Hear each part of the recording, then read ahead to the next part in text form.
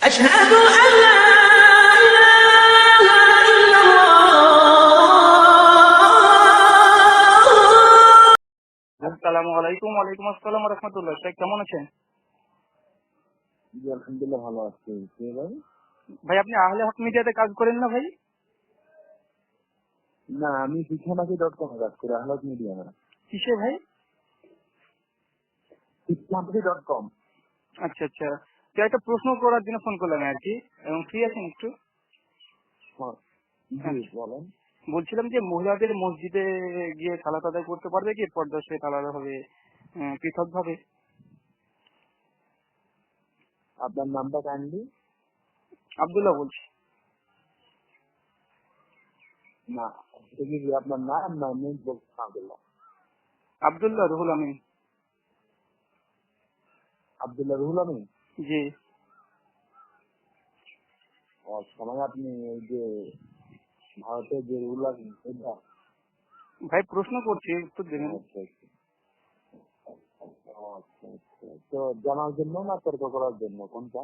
জানার জন্য বলবেন আপনি। না আমি এটাকে কনফার্ম হওয়ার আগে আপনি কি জানার জন্য প্রশ্ন করছেন না আলহামদুলিল্লাহ, কোরআন সুন্নাহ থেকে আপনি যদি বলে দেন ইনশাআল্লাহ মেনে নেব। আর আপনি কি এটা উত্তর জানেন না জানেন না? হ্যাঁ আপনি কি প্রশ্ন উত্তর জানেন দেখুন, না আপনাকে জানেন? আমি প্রশ্ন করছি, আপনি আমাকে পাল্টা প্রশ্ন করছেন। হ্যাঁ আপনি আমাকে প্রশ্ন করছেন উত্তর দেওয়ার জন্য, তো আমার কিছু জিনিস জানা দরকার। না না, আমি তো আপনাকে যদি প্রশ্ন আপনি করছি। কিছুই জানেন না, তো সেটা- জি ভাই, আমি আজকে আপনাকে প্রশ্ন করছি। আপনি যদি বলেন যে আপনি কিছুই জানেন না, একেবারে অজ্ঞ মূর্খ, তাহলে আমি আপনাকে একজনে দিতে পারবো। না না, আপনাকে প্রশ্ন করছি, আপনার কর্তব্য উত্তরটা দেওয়া। উত্তর না দিয়ে আপনি মানে পালানোর চেষ্টা করছেন ভাই।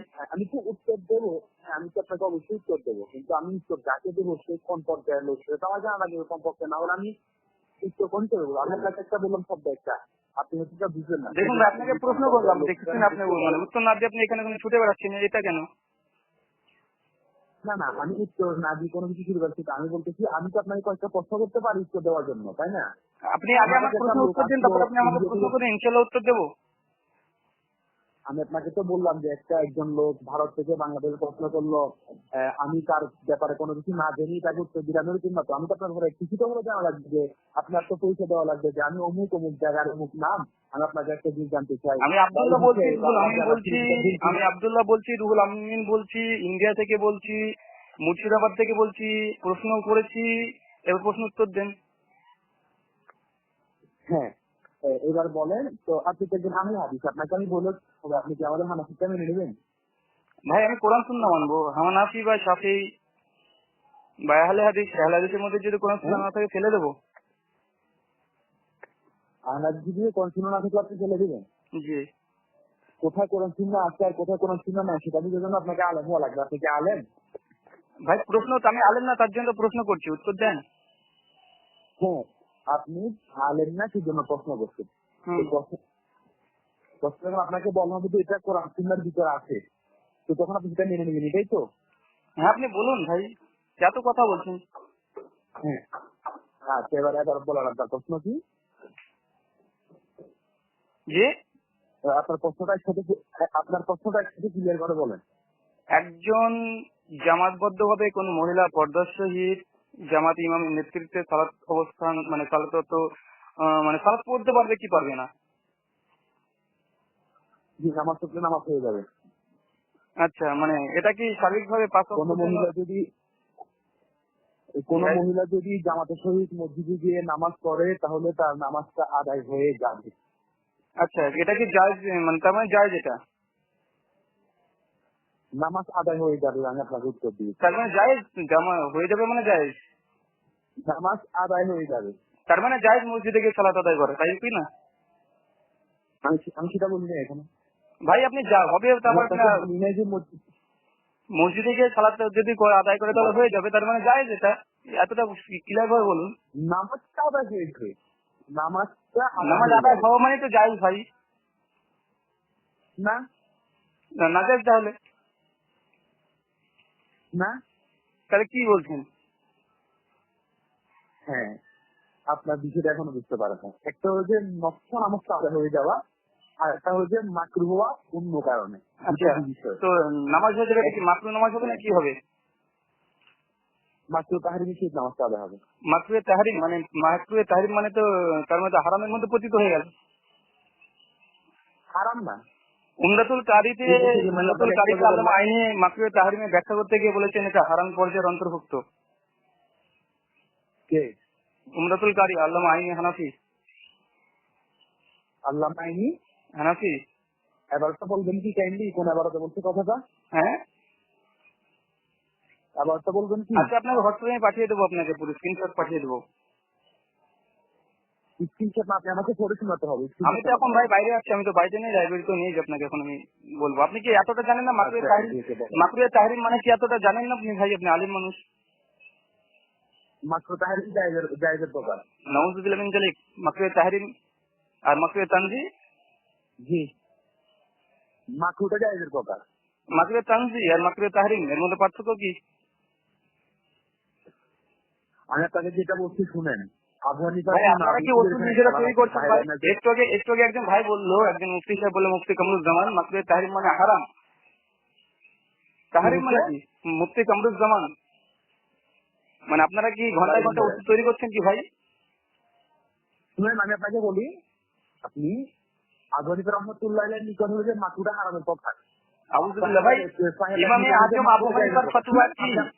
ইমাম আজম আবু হানিফার ফতোয়া কি এই মাসলার পরে মহিলাদের মসজিদে যা মাকরুহে তাহরিম? হ্যাঁ, মাকরুহ তাহরিমি।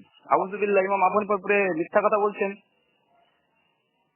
মানে ইমাম আবু হানিফা জায়েজ বলেছে। আপনি জানলে আমার কাছে কি, আপনি যদি জানেন আপনি আমার কাছে কেন ফোন করছেন? ওই তো এটাই তো জানানোর জন্য আপনি যে যদি আপনারা জানেন, ইমাম আজম আবু হানিফাকে মানেন না। ইমাম আবু হানিফা, ইমাম মোহাম্মদ, ইমাম ইউসুফ তিনজনের মত যে মহিলারা মসজিদে গমন করতে পারে, জায়েজ, এখানে বাড়িতে পড়া মুস্তাহাব। এমনকি ইমামে আজম আবু হানিফা রাহিমাহুল্লাহ তার মাকে নিয়ে তারাবির সালাতে জামাত বদ্ধভাবে জামাত করতো, তার নেতৃত্বে তার মা ইমাম মানে মুক্তাদি হিসাবে নামাজ পড়তো। আকবর আলী আবি হানিফা 78 পৃষ্ঠাতে কথা নকল করেছেন আপনারাই। আপনি শুনেন, আপনি আপনাকে শুরুতে বলছে আপনি কি জানার জন্য প্রশ্ন করছেন না জানানোর জন্য? আপনি তখন কি বলছেন? ভাই আপনি যেটা বলছেন সেটা মেনে নিতে হবে। আপনাকে বলছি কোরআন সুন্নাহর আলোকে ভাই। আপনি তো একজন মৃত্যু। আমি মিথ্যুক না, আপনি মিথ্যুক প্রমাণিত হয়ে গেল। ইমাম আজম আবু হানিফার পুরো আপনি মিথ্যা অপবাদ দিচ্ছেন যে তিনি মাকরুহে তাহরিম বলেছেন। নাউযুবিল্লাহ মিন যালিক। আচ্ছা শুনেন, একজন মুস্তাহিদ ইমাম মিথ্যা কথা বলছেন নিজেদের মাযহাবকে প্রতিষ্ঠা করার জন্য। আপনি আমাকে কথা বলার সুযোগ দিবেন না আপনি কথা বলবেন? আপনাকে দিয়েছি তো অনেকক্ষণ। আমার এখন কি আপনি বলতে চাবেন? বলুন, আপনি বলুন, আপনাকে অনেক দিয়েছি আওয়াজ। আপনি কি আমার সাথে কথা আমার সাথে কি আমি বারবার বলছি আমি কোনো মানুষের তর্ক করতে রাজি না। আমি সাধারণ কারোর সাথে তর্ক করতে রাজি না টোটালি। আপনি আমাকে দেখছেন কোন গ্রুপের মধ্যে কারোর সাথে তর্ক করতে কখনো দেখছিলেন আমাকে? আমার কথা উত্তর দেন, আপনি কখনো দেখছিলেন আমাকে তর্ক করতে কারোর সাথে? কেন তর্ক করতে দেখবেন আপনাকে? আমি কার সাথে তর্ক করছিলাম? কোথায়? অধিকাংশ সময় তো ইসলামী মাসলার উপরে কথা বলেন। আমি ইসলামী মাসলার উপর কথা বলি, আমি কারোর সাথে তর্ক করছি না ব্যক্তিগত ভাবে। সে যাই হোক, আপনি তার মানে ইমামে আজম আবু হানিফার ফতোয়াকে আপনি আমার বলে দিয়েছেন আমি কোনো আমি আপনার সাথে কখনো তর্ক করছি কিনা? হ্যাঁ, আমি আপনার সাথে মাসলা নিয়ে কখনো তর্ক করছি? তর্ক করছেন কি তাই করছেন? কখনো কোনো মাসলা কেন করবেন না ভাই, অনেক গ্রুপে করছেন আপনি। আর আমার কথা কবে করছি আমি? আপনি আহলে হাদিসদের কি মাসালার গ্রুপে আপনি কথা বলেননি? আমি কোনো আহলে হাদিস ভাইয়ের সাথে তর্কে জড়াই নাই দীর্ঘ 1 বছরের ভিতর। আচ্ছা ঠিক আছে, তার মানে প্রমাণিত হয়ে গেল মহিলাদের মসজিদে যাওয়া গমনে যে জায়েজ আছে, মাকরুহে তাহরিম বলেছেন, এটা আপনার মিথ্যা কথা। মাসালাটা বাদে দিলাম, আমি মাসালা বাদ দিলাম। আমি মিথ্যা কথা বলছেন ভাই আপনি। আমি কোনো শুনেন, আমি জানি আপনার এক্সপ্লেনটা করছেন, আমি জানি। আমার কথা হলো আমি কোনো মানুষের তর্কে জড়াই না। আপনি কেন আমাকে তর্ক করার জন্য ফোন করছেন? তর্ক করার জানার জন্য। আপনার ইসলাম হয়ে গেল, ইনশাআল্লাহ আপনার ইসলাম হয়ে গেল। আপনার ইসলাম হয়ে গেল, ইমামে আজম আবু হানিফার ফতোয়া মহিলারা মসজিদে গমন করতে পারবে। আপনি এই মাসলাটা জানতেন না, আপনি ইসলাম করে পরিবর্তন করে নেন। পবিত্র কোরআন হাদিস দ্বারা প্রমাণিত মহিলারা 5 ওয়াক্ত সালাত জামাতবদ্ধভাবে করা মুস্তাহাব, বাড়িতে পড়া উত্তম, আর জুম্মাতে যাওয়াটা ভালো, আর নামাজে যেতে বাধ্য।